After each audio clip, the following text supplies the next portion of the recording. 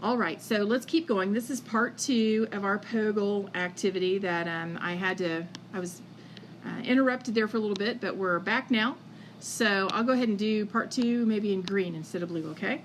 So now we're ready for number 10, and this one is a key concept. So far all the questions have been pretty simple, right? They're just not very, not very hard to understand.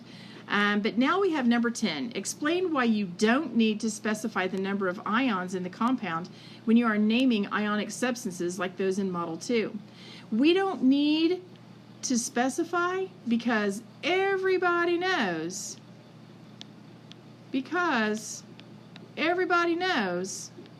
I'll say we all know what the charges are.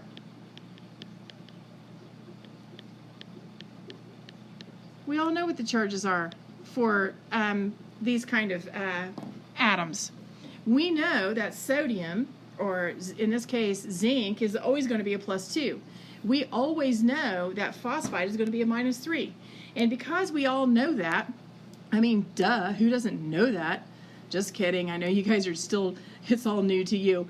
But because we all know what the charges are, we don't have to write down the actual, tri-zinc diphosphide. We don't say tri-zinc diphosphide. And the reason why is because, well, we know zinc is always a +2 and phosphide is always a -3.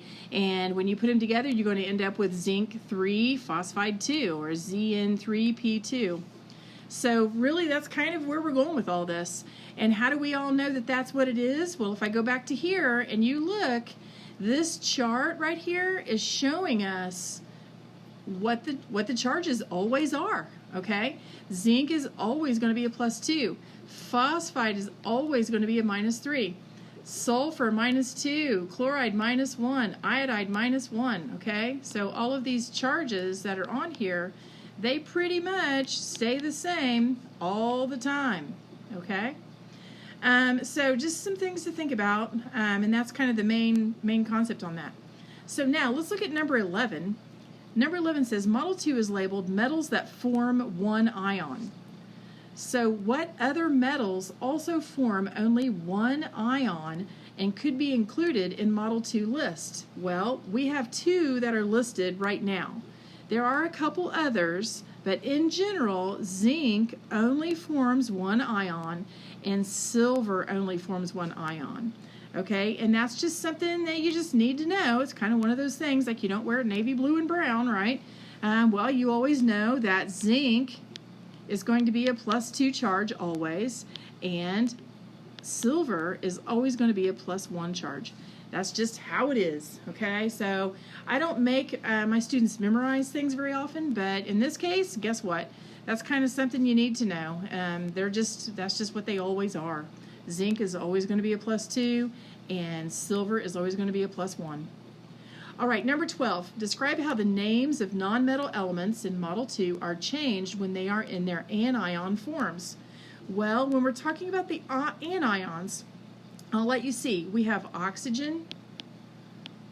Oxygen turns into what we call O with a -2 charge, and that name is oxide, okay? Let's do another one. Let's do chlorine. Chlorine, when it's in its ionic form, it's Cl with a -1 charge, and guess what it's going to be? CHLORIDE.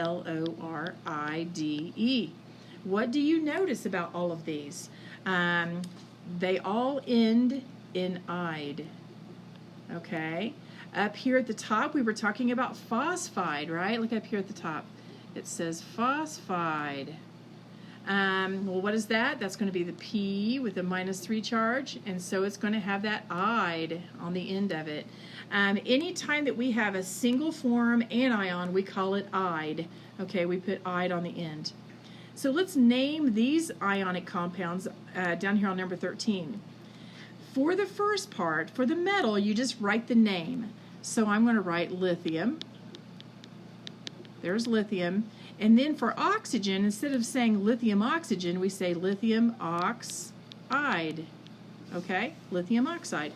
The next one, we just say the metal. Well, the metal is magnesium. Whoops. Magnesium. And then we have this F. Well, that's going to be fluorine, but it's in its ionic form, so we call it fluoride. F-L-O-U-R-I-D-E. Fluoride, magnesium fluoride.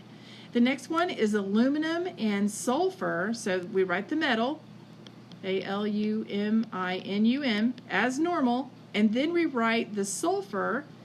Since it's in its ionic form, we write sulfide. Sulfide. I'd. See it? The next one is potassium and nitrogen. Well, that's going to be potassium. And since this is an ion, this nitrogen is in ion form, we write N-I-T-R-I-D-E. Nitride. Potassium nitride. So, in general, you name the metal as usual, okay, the metal as usual, and then for the anion, we write "ide" at the end of it. We change the name so it has "ide." Okay, we're cranking along here. Provide the chemical formula for each of the following ionic compounds. For barium chloride, if we were to go backwards, barium we know is Ba. And I'd have to look on the chart, and if I did, I would notice that Ba is in group 2, which means it's going to have a +2 charge, okay? So I'm just kind of help you out there. How did I find that? Well, I go back to that chart on page 1 and I can see that. And then chloride is going to be Cl with the -1 charge, right?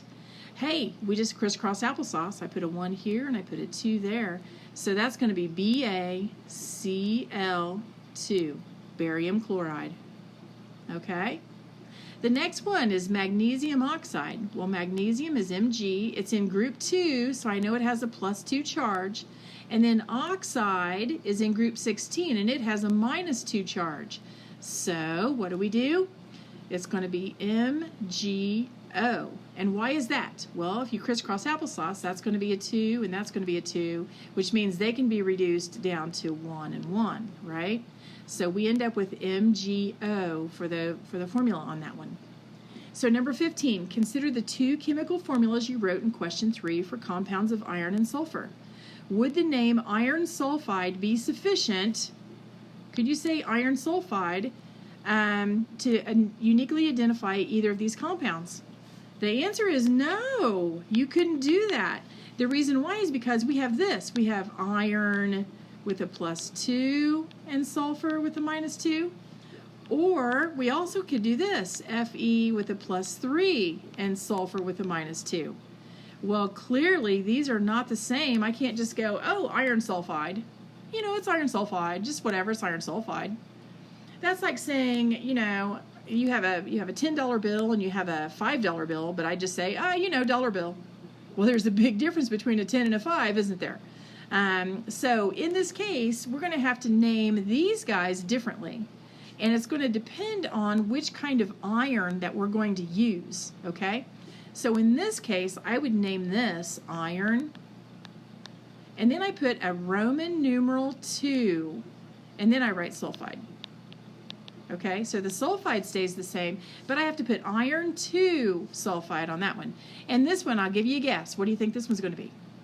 Well, you probably guessed correctly. It's going to be iron 1, 2, 3 sulfide. Okay, because it's totally different compound altogether, isn't it? Okay, so now, when the metal in an ionic compound always forms an ion with the same charge, you need not indicate that charge. But some atoms have the ability to form more than one type of ion.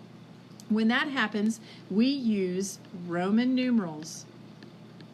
Roman numerals. And I don't know if you know your Roman numerals or not. Whoa, what's going on here? I don't know, something just happened there. Okay, sorry about that. Let's see. Do you guys know your Roman numerals? Oh, my phone's ringing. No, stop. Somebody is trying to call me. All right. So in this case, Roman numerals, we have 1, we have 2, we have 3, we have 4. 4 is kind of weird. It's an IV. Then we have 5. Then we have 6. Then we have 7. Then we have 8. Then we have 9, and 9 is weird. It's going to be an I and an X. That's 9, and guess what 10 is? It's an X, okay? So there's the numbers, just in case you weren't sure. So this one's 9, that's a weird one. This is 8, this is 7, this is 6, 5, 4 is a weird one, 3, 2, 1, and this one's 10, okay? Just in case you didn't have those, now you do. All right, so you see that we have a copper 1 oxide, we have a copper 2 oxide, there's a 10-2, there's a 10-4, good buddy, fluoride. We have a lead 2, we have a lead 4, there's an iron 2, an iron 3. There's a whole bunch of different ones of these, and they're all indicated with Roman numerals. Okay, so number 16, Model 3 is labeled metals that form multiple ions. What other metals that form multiple ions could be included in Model 3? Well, let's see, Model 1 might be helpful in this regard. Well, let's see. Metals that can form, what other metals that form multiple ions could be included? Well, let's go back to the beginning. We'll come all the way back. What other metals could we use? Let's see, well, we did, here's one. We could use mercury. We could use tin. Okay, I think we did do tin, didn't we? Basically all of these. This one is one, here's one, here's one. All of the D block, in fact, I'm just going to put that in here real fast because we could actually say that most D block elements have multiple oxidation numbers. Okay, most of them do. So just about all of them do. Okay, so just letting you know that. Describe the most obvious difference between the names in Model 3 and those in Model 2. Well, clearly we use Roman numerals. We use Roman numerals to show charge.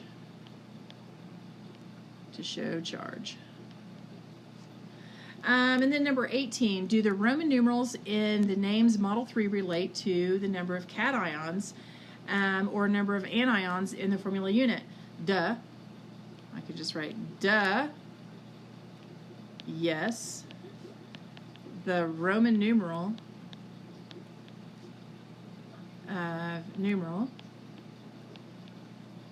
equals the charge of the ion. Okay? And then number 19, keeping in mind that the sum of the charges in an ionic compound must equal 0, use the chemical formulas in Model 3 to answer the following questions. Letter A, it says identify the charge on the copper cations in copper 1 oxide and copper 2 oxide, respectively. Well, copper 1, so Cu1 is going to be a +1 cation. And copper 2 is going to be Cu, that's the 2, right? It's going to be a +2 cation. Okay. Letter B, identify the charge in the iron cations, iron 2 and iron 3. Well, that's going to be Fe with a +2. And then the other one's going to be Fe with a +3. So there you go, pretty easy to see. And number 20, here's a key concept again. What do the Roman numerals in the compounds in question 19 indicate? The charge of the ion equals the Roman numeral. Okay. I told you some of these questions are super easy, right? Okay, let's move on. Here we go. Fill in the table below using what you've learned from Model 3. So this first one is PbCl4. We know that this chlorine is always going to be a -1. And because it's a -1, how many of them do we have? Well, we have 4. So what's the charge going to have to be on this guy? It's going to have to be a +4, right? Okay, so let's do this next one. We know that oxygen, I'm going to write it up here, Fe 2O3. Oxygen is always going to be a -2 charge. So 3 times 2 equals a -6, right? This is going to be a -6 right here. Well, what's the charge going to be on this guy? Well, this is a 2. It has to be a +6, right? Or +6. Whoa, it has to be a +6. And because it's a +6, how many, or what's the charge on each individual iron? Well, each one is going to have to be a 3. Okay, it's going to have to be a 3 because 3 times 2 is going to equal 6. So we end up with Fe with a +3 charge. And what's the name of this guy? It's going to be iron 3 oxide. Okay, now this is kind of a tough concept. I get it. This is new stuff. So try to stay with me here. It's kind of simple remedial math, but you got to stay with me, okay? Now let's do this next one, this tin oxide. Well, let's figure out which tin that is. I know that SN, we don't know what the charge is on that one. But the oxygen, we know what that is. That's going to be a -2. Well, if this is a -2, what does this have to be? It has to be a +2, right? So we write SN with a +2 charge, and then on here we write 10,2 oxide. Okay, and there's its name. The next one we have copper and bromine. Well, let's do that one up here. We've got copper. We don't know its charge. We have bromine, but we know every bromine is a -1 charge. Well, how many bromines do we have? We have 2 bromines. So 2 times -1, that means this overall charge is going to be a -2, right? So if this is a -2 up here, what does this one have to be over here? It has to be a +2. So this is going to be copper with a +2 charge. So this will be copper 2 and bromide. Okay? Weird stuff. I know it's new, but here we go. Let's do the next one, and then we're going to stop for today, okay? So we've got calcium and bromide. Calcium we know is always going to be a +2, and bromide is always going to be a -1. So we know that that's always the case. So the metal always forms one ion? Yes. Calcium with a +2 charge always. Okay, and no, we won't need that one. And what's its name? Calcium. Whoops, come on. It's being a monster. Calcium bromide. Okay. Come on. I'm losing my connection. The next one, magnesium, is always going to be a +2. So I can write Mg with a +2 charge up there. What's its name? Magnesium and oxide. Try to get through this before my time's up. The next one is silver and nitride. And we know that silver is always a +1, right? So I'm going to write Ag with a +1 charge. It's not going to be in this. So that's going to be silver and then nitride. I do not write a Roman numeral 1 on silver because I know that it's always a +1, and I don't have to do it with that one. Tin, though, I do. Look at this. Tin is going to be, it has multiple states, doesn't it? There's a tin 2 and a tin 4. Well, what is it in this case? Well, let's see. Every chloride is a -1, and there's 2 of them, so that has to be a +2, right? So I put in here +2, and this is going to be tin 2 chloride. And the only reason why I'm writing a Roman numeral is because there are multiple oxidation states for tin. The next one, copper, I know there's multiple ones for that. Well, which one is it this time? Well, every fluoride is a -1. There's 2 of them, so that's a total of a -2 charge over here, so this has to be a +2 over here. So I write Cu with a +2 charge, and I end up with copper 2 fluoride. Fluoride, okay? Copper 2 fluoride. Almost done with this page, then we're going to stop. So potassium is always a +1. So I'm going to write K with a +1 here, and I end up with potassium phosphide. There we go. And almost done. Zinc. Zinc is always what? It's always a +2, so I'm going to leave it right there, and I end up with zinc nitride. Nitr